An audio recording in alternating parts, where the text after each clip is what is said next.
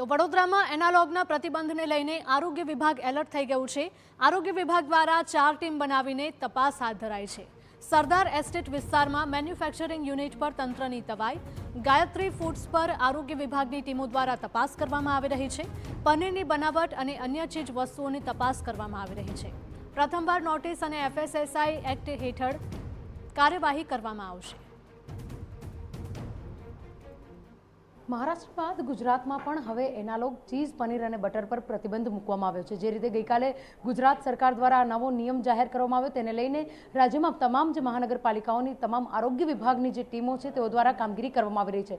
વડોદરા મહાનગરપાલિકાની પણ આરોગ્ય વિભાગની ટીમ દ્વારા આજે વડોદરા શહેરના ડિસ્ટ્રીબ્યુટર્સ અને તેની સાથે સાથે રેસ્ટોરન્ટના જે સંચાલકો છે તેઓને પણ મળી અને આ જે નવો નિયમ છે તેની સાથે જે વાતચીત છે અને તેને જે નિકાલ છે તે પણ કરવામાં આવશે।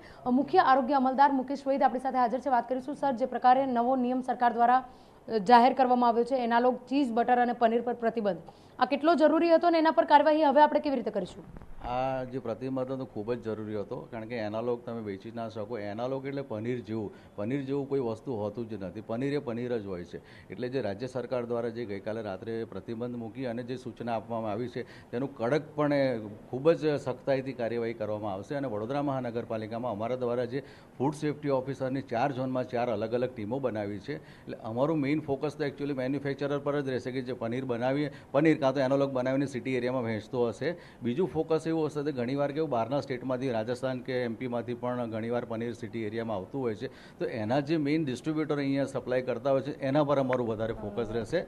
હાજી બોલો બોલો। આપણી જે ટીમ છે એને કેટલું અલર્ટ રહેવું પડશે? કારણ કે એક વખત ચેકિંગ માટે ગયા, એ વખતે એ લોકોએ નાશ કરી દીધો, ફરી જશે ત્યાર મળશે જ કે નહીં મળે, એના માટે કેવી રીતે આખું જે માળખું છે, કેવી રીતે આખી જે રીત છે તૈયાર કરવામાં આવશે, જેના કારણે કોઈ આ પ્રકારનું એનાલોગ વેચતું હોય તો તેના વિરુદ્ધ કાર્યવાહી થઈ શકે? બિલકુલ, એના વિરુદ્ધ દંડાત્મક કાર્યવાહી કરવામાં આવશે અને FSSAI એક્ટ મુજબ કાર્યવાહી કરવામાં આવશે અને એના પર વોચ રાખવામાં આવશે। કારણ કે જે ડિસ્ટ્રીબ્યુટર કયા છે સિટી એરિયાના ફૂડ સેફ્ટી ઓફિસરને ખ્યાલ જ હોય છે, એટલે એના પર પૂરતી વોચ રાખવામાં આવશે। અને આ પ્રકારનું જે એનાલોગ સિટી એરિયામાં સપ્લાય થતું હશે તો એના સામે FSSAI એક્ટ મુજબ અને ગુજરાત સરકાર તરફથી જે સૂચનાઓ આપતા એનું સખ્તાઈથી પાલન કરવામાં આવશે। જે રીતે હોટલ રેસ્ટોરન્ટ્સમાં પણ રાજ્યભરમાં પનીર, ચીઝ અને બટરના એનાલોગ પર પ્રતિબંધ મૂકવામાં આવ્યો છે, ત્યારે વડોદરાનું આરોગ્ય તંત્ર દ્વારા હાલ જે નાના મેન્યુફેક્ચરર્સ છે તેમને ત્યાં પહોંચ્યા છે।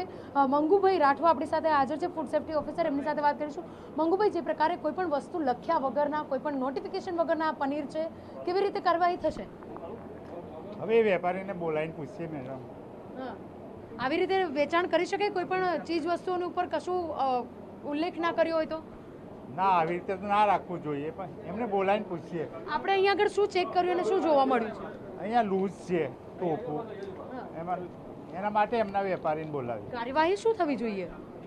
એને લેબલ આવું રીતે લેબલ લગાવેલું જોવું જોઈએ।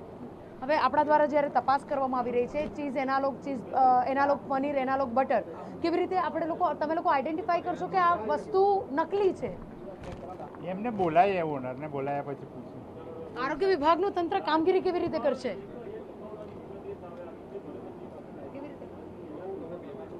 એ પણ ઓનરને બોલાવીએ, આ શું છે, એમને કઈ રીતે રાખ્યું છે। બિલકુલ સાહેબ, જે પ્રકારનું આજ સ્ટોરેજ છે, આ સ્ટોરેજ આધારે આ લોકો પેકિંગ આવી રીતે પછી કરતા હોય છે।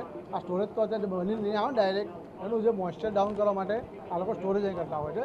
એના આધારે પછી પેકિંગ તો આ લોકો આવું તમે લોકો આરોગ્ય વિભાગની ટીમ દ્વારા નક્કી કેવી રીતે કરાશે કે આ એનાલોગ પનીર છે, ટોફુ છે, કેવી રીતે નક્કી થશે? લાયસન્સ લીધું હતું ને એના આધારે, પણ આ ટોફુ જ છે, જો આ લોકો પેકિંગ છે વેચતા નથી, એની વાત છે। એટલે અહીંયા આગળ કોઈ શંકાસ્પદ વસ્તુ આપને દેખાય છે? ના, જો એનાલોગની તપાસ થઈ રહી છે। બિલકુલ, તો જે રીતે ફૂડ સેફ્ટી ઓફિસર્સ કહી રહ્યા છે કે જે પ્રકારની કાર્યવાહી કરવામાં આવી રહી છે, લૂઝ પનીર જોવા મળી રહ્યું છે, પરંતુ તેઓ દ્વારા વેચાણ માટે કોઈ પણ પ્રકારના જે લેબલ છે, લેબલ વગરનું જ્યારે આ પ્રકારની વસ્તુઓ સ્ટોરેજમાં મૂકવામાં આવે છે ત્યારે તેની ગુણવત્તા સામે ચોક્કસથી સવાલ ઊભા થઈ શકે।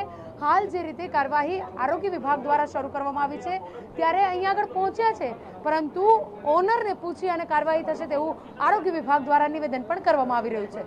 કેમેરા પર્સન રોહિત ગોલ સાથે અંજલિ ઓઝા, TV9 વડોદરા। તો વેપારી સરકારના નિર્ણયને આવકારી રહ્યા છે અને પોતાના યુનિટમાં એનાલોગ પનીર ન બનાવવામાં આવતું હોવાનો પણ દાવો કરી રહ્યા છે।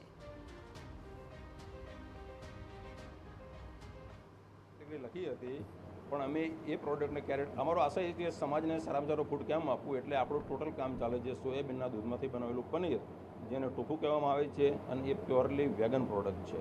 જે રીતે લૂઝ પનીર રાખવામાં આવ્યું છે આની પાછળ ના, રીઝન આની પાછળ રીઝન એ છે કે જ્યારે પ્રોડક્શન તૈયાર કરીએ ત્યારે બાથિંગ ટબમાંથી જ્યારે બહાર કાઢીએ ત્યારે 12 કલાકને ફ્રોઝનમાં રાખવું પડે છે. અત્યારે ફ્રોઝન પ્રોસેસ થઈ રહી છે. ફ્રોઝન પછી એ રિટેલ પેકિંગમાં ચાલશે. આ જ વસ્તુ પેકિંગમાં જશે.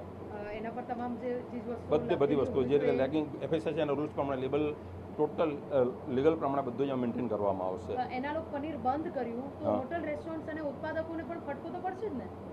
ફટકો એ લોકોએ સાચું પનીર જ વાપરવું જોઈએ અને ટોફુ વાપરવું હોય તેમને મેન્શન કરવું જોઈએ કે અમે અહીંયા ટોફુ યુઝ કરીએ છીએ. પબ્લિકને ગુમરાહ કરવી ના જોઈએ. એટલે આ નિર્ણયને આવકારો છો? ખૂબ આવકારીએ, હૃદયથી આવકારીએ છીએ.